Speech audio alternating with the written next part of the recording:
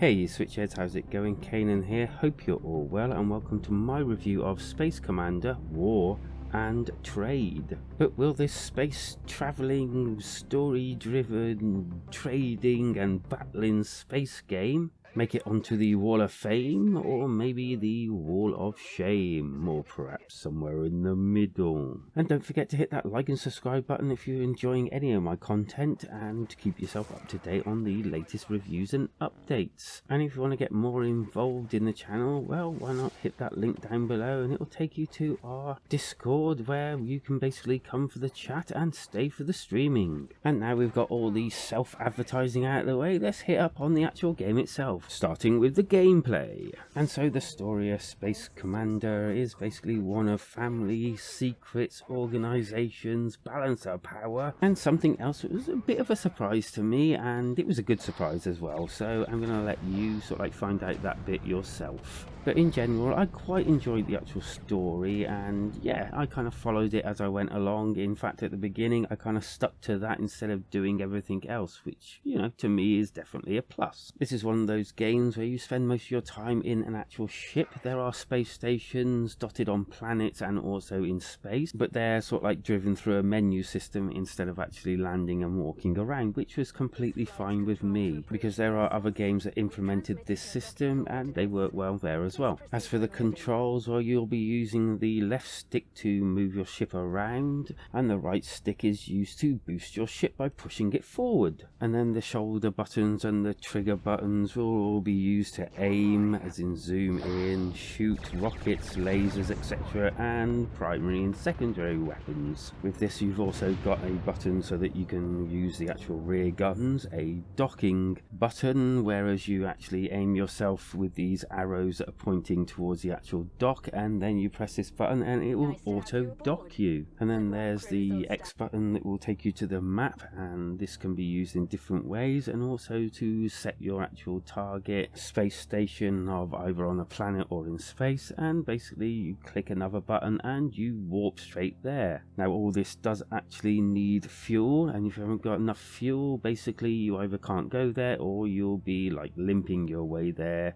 and it will take a lot more time. And lastly, you actually have the ship next, and you can swap between your ships because you'll get multiple ships all for different things, like carrying cargo and fighting and bombing. And yeah, this is actually done really well. You can swap in and out of these ships in actual mid-battle, so if you need to do some bombing, then you can do that, or if you need to go dogfighting, you can do that and just swap between. And not to mention the power settings, so that you can put extra power to shields and extra powers to weapons and the like. As weapons like the actual laser gun, you can overheat it type thing, and then you won't be able to shoot. And like missiles, where you have to buy them and you may run out of them, and that'll be it until you actually resupply of them. You'll be doing lots of different missions. There's like missions, which is like the main story, and then other general missions and favors for people, such as transporting people, and also protection missions, as well as actually going into the family business of buying and selling stuffs. Buy something here and make sure that you can sell it somewhere else to make a profit, that sort of thing. And this will all help you, you know, build up your credit so you can buy better ships and better equipment and better weapons and everything. And there's a nice array of different like weapons and upgrading shields and your hull and things like that in order to actually do better and, you know, utilize your ship a bit more. You can even change the color of your ships, and as you can see, I've gone for a nice little red and yellow ensemble for all my ships, and I think it looks pretty cool.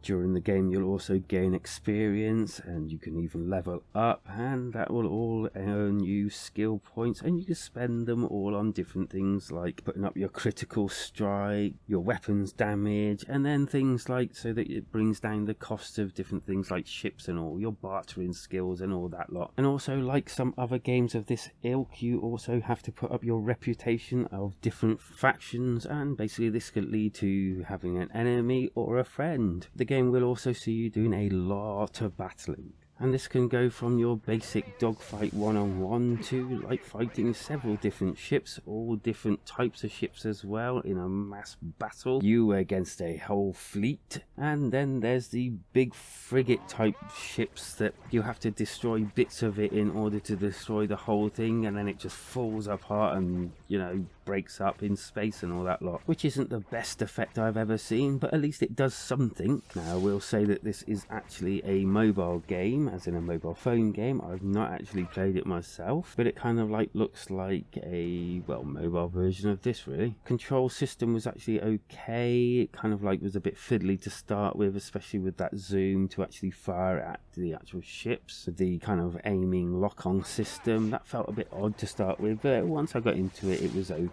Graphically, it was okay. It wasn't too bad. It was nothing really special though. It did, however, have some nice touches that I was surprised about. Just a bit of shadowing here and there on the actual ship, and also the planets look pretty cool. I like the kind of like effect of the like space stations and also the actual stations on the planets, and kind of like it was a bit refreshing flying around in actual planets. You had like the water and everything underneath you, or just the ground. It was a bit of a change of pace, and yeah, it kind of served it quite well. So not the best looking game, but had some really good touches. Audio wise, yeah, you can tell again it was kind of like okay, definitely from a mobile game. It had some nice sounds here and there, but nothing amazing, nothing that really sort of like stood out too much. The biggest wow factor upon the actual audio was the fact that a lot of it, or some of it at least, was voiced. And sometimes when you're actually in a battle with allies against an enemy, then you have like this chatter, almost like banter over the actual airwaves as you're fighting. Gave it kind of like a really sort of like atmospheric, unique type of feel to it, and yeah, I quite enjoyed that part of it.